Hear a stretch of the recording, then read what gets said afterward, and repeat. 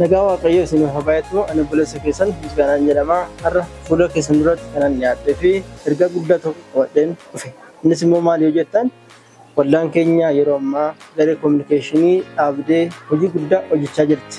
Kanaaf gareen kominikeeshinii kun yuutuubii waldaa kiristaanaa, feesbuukii, tiktookii banuudhaan hojii waldaan kun hojjetu gara miidiyaatti as baasee jira. Kanaaf isin immoo ergaa nuyi karaa miidiyaa kana dabarsinu sheer gochuudhaan, koomentii gochuudhaan nama nagarra biraan akka qaqqabsiistaniif asuma dhaamsa isiniif dhaamsa. Inni kan biraa immoo garee kanatti dabalamuudhaan tumsa garee kana akka gootan jaalala Waaqayyoon isin gaafannaa. Eebbifama.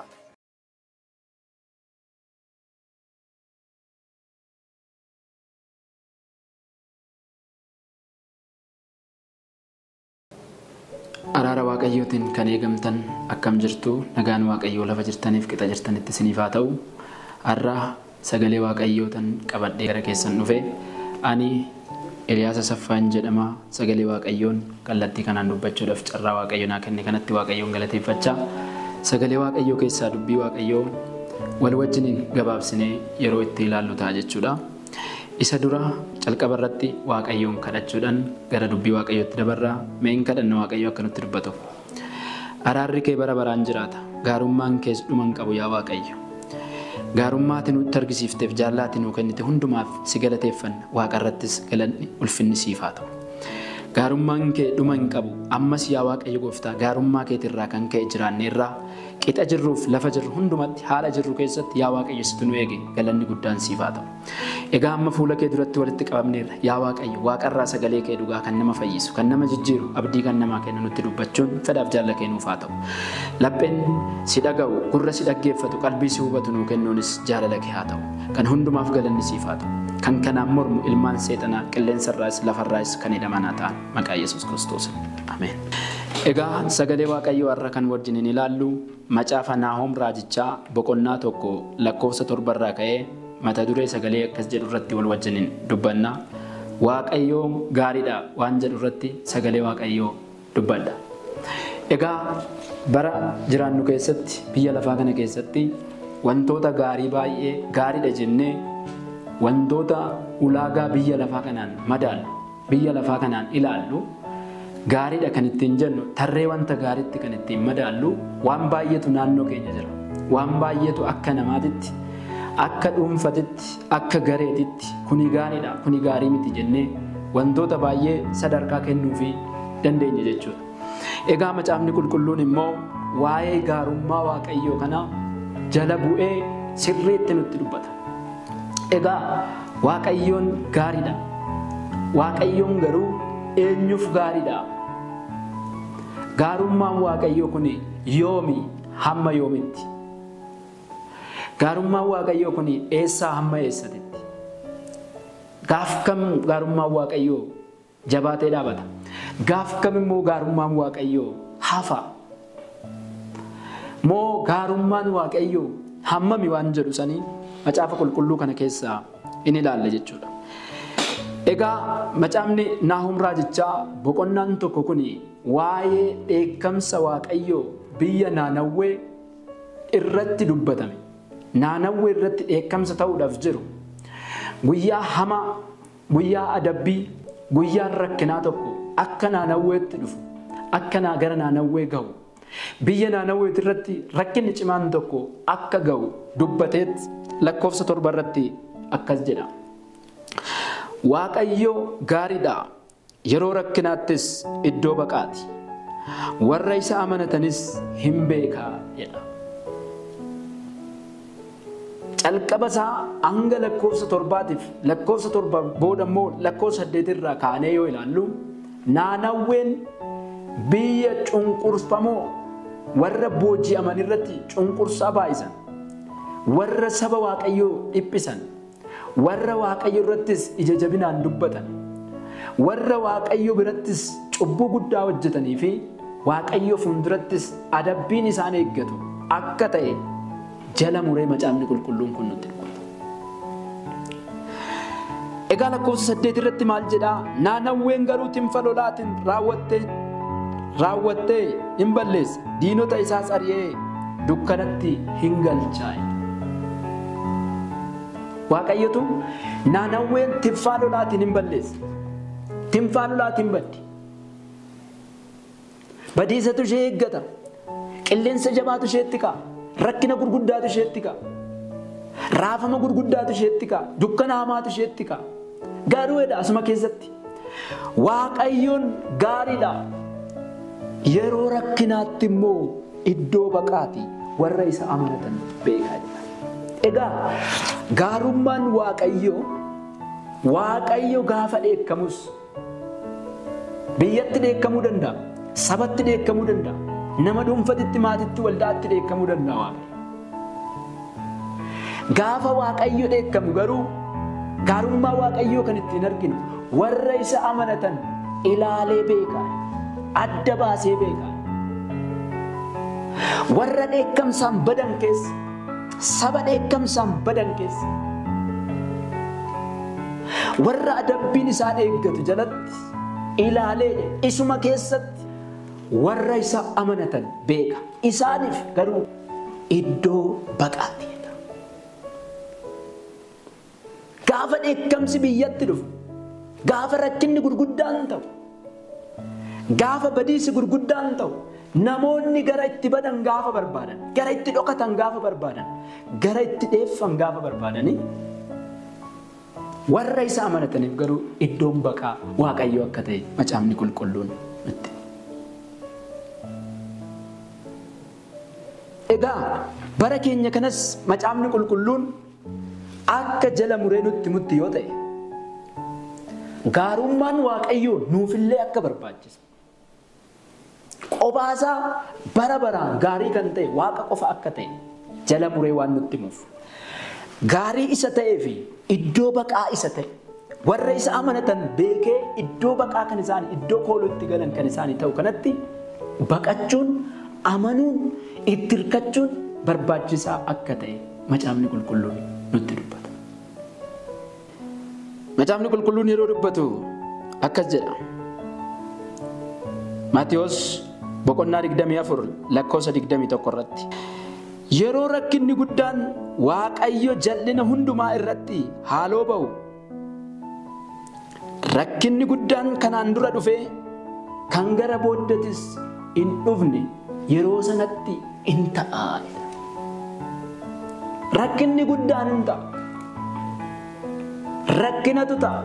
Salphinatu ta'a. Dheekkamsi hin dhufa. Maaliif yoo jenne biyya lafaa kana keessa cubbuun baay'ateera. Mana namaa keessa cubbuun baay'ateera. Walgahii namootaa keessatti cubbuun baay'ateera. Kanarraa kan ka'e guyyaan itti jalloonni adabaman tokko akka dhufu macaafni qulqulluun nutti hima. Macaafa Milkiyaas raajichaa boqonnaa 4 irratti sagaleen Waaqayyoo akkas jedha. Waaqayyo gooftaan maccaa kunoo guyyaan akka iddoo ibiddaa gubu hin dhufa.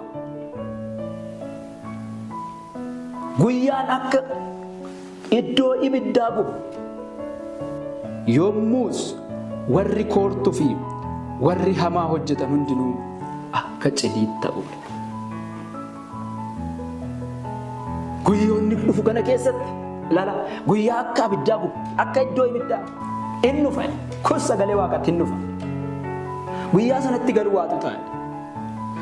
Warri koortuu fi warri hamaa hojjetan hundumtuu akka cidii ta'u. Warri cubbuu dalagan hundinuu akka cidii ta'u. Warri Waaqayyo irratti kaan hunduu akka cidii ta'u. Cidiin abidda jala hin dhaabatu. Qabachuudhaafis yeroo hin fudhatu. Gubachuudhaafis yeroo hin fudhatu. Daaraa ta'ee baduudhaafis yeroo hin fudhatu. Akka maalitti ta'u warri irra humna qabna jedhanii hamina hojjetan. Warri irra aangoo qabna jedhanii, warri irra dandeettii qabna jedhanii, warri irra mirgi kan keenya harki nu ga'a jedhanii Waaqayyo irraa garagaranii hamina duukaa bu'an. Waaqayyo warri safeeffanne, wangeelaaf warri hin bitamne, warri koortuun, warra kooran. Isaan maal ta'u? Akka cidii ta'u. Yoom guyyaa Waaqayyoo tokko, guyyaa gooftaan dhufu gara fuulduraatti guyyaa Waaqayyoo fidu tokko. Har'a mirgi kan keenya kan jedhani Waaqayyotti duddagatanii jal'ina duukaa kan bu'an garaan namootaa didee garaan warri didee waaqayyo duukaa gara jallinaatti garagara dugda waaqayyotti kan kennan dubbii waaqayyoo kan busheessan sagalee waaqayyoo kan lafatti dabalan ofii kan mul'atan waaqayyoon kan noksan warri kooran warri of tuulan isaan guyyaasan akka cidii ta'u guyyoonni dhufu sun isaan guba eenyu guba warra hamootaa guba oduma isaan gubuu garuu waasin ajaa'ibu gaarummaa waaqayyoo kan ittiin hubannu otuma isaan gubuu otuma akka cidii isaan godhu warra isa amanatan garuu beeka galanni guddaan waaqayyo jalloonni hin gubatu warri waaqayyo amanan garuu waaqayyo isaan beeka isaaniif iddoo baqaati isaaniif iddoo baqaati arra isaan hin bashannanu arra isaan olu taatu arra isaan hin akka garaa isaaniitti jiraatu qajeelonni garuu hin bo'u dhiibamanii bo'u miidhamanii bo'u guyyaa san garuu isaan hin gubatu warri waaqayyoon amanatan garuu waaqayyo isaan beeka isaaniif iddoo baqaati waaqayyo gaariidha yoo gubaan dhufes waaqayyo warra isaa amanataniif gaariidha yoo gadi haalli gadi bu'uun dhufes warra isaa amanataniif waaqayyo gaariidha iddoo baqaati guyyaa rakkina hamaa namni baay'een gaarummaan waaqayyoo kan dubbatan gaarummaa waaqayyoo kan haasa'an gaafa itti tole gaafa lolli irra hin jirre gaafa nagaa keessa jiran gaafa uffatan gaafa nyaatan gaafa nama biratti fudhatama argatan gaarummaa waaqayyoo ol kaasanii mul'isu garuu gaafa gadi buunes waaqayyoo gaariidha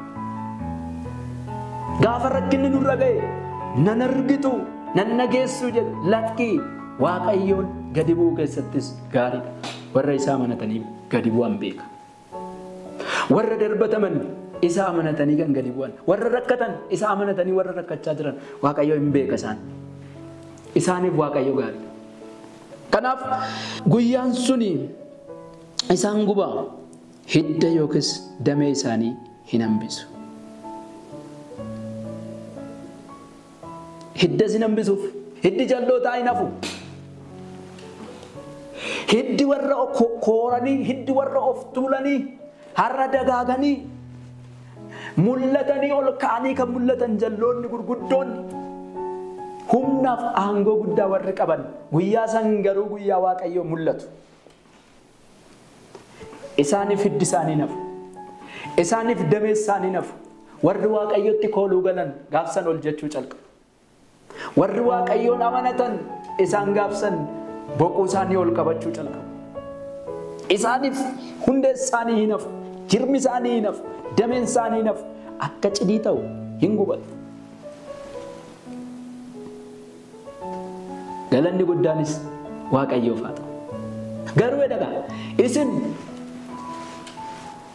isin warri maqaa koo sodaattan warra maqaa koo sodaattaniif garuu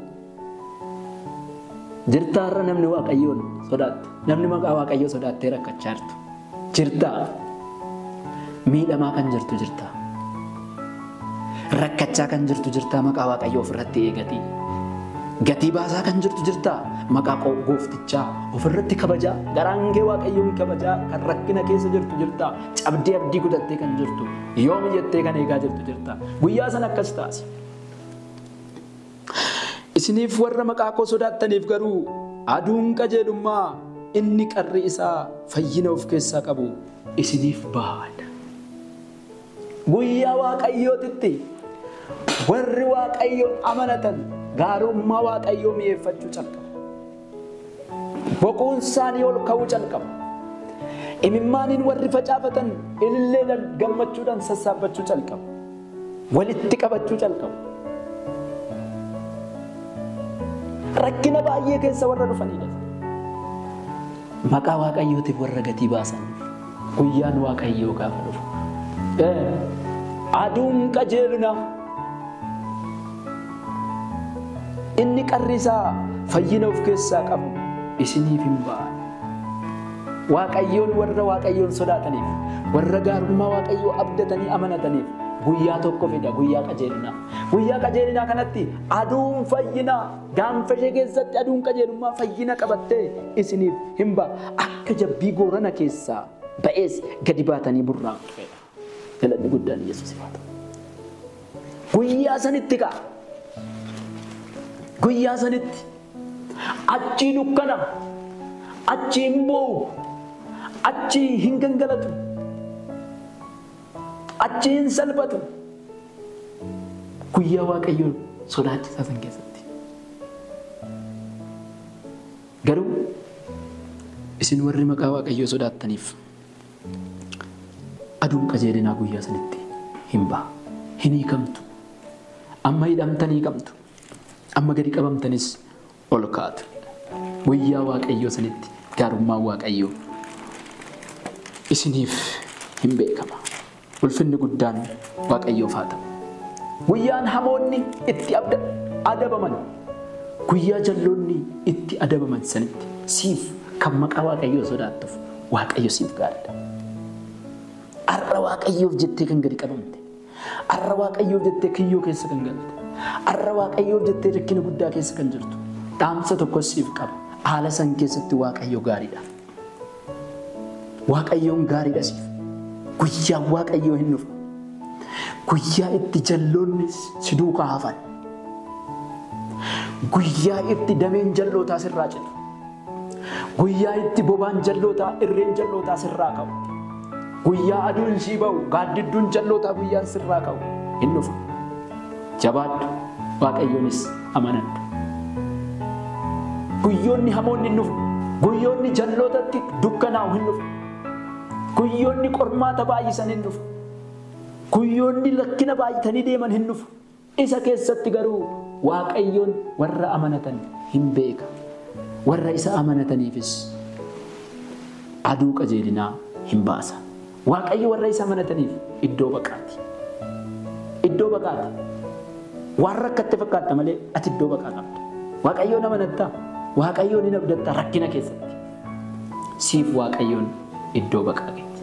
Kanaaf sagalee Waaqayyoo har'a kan nutti dubbatu haala kam keessa iyyuu yoo jiran, qorumsa kam keessa iyyuu yoo jiran, lola kam keessa iyyuu yoo jiran, gadi buunee yoo jiran, jalloonni aangoo isaanii nurratti, irree isaanii nurratti kaasanii yoo jiraatan, lakkee guyyaan Waaqayyoo tokko hin dhufa. Guyyaan Waaqayyoo tokko hin dhufa.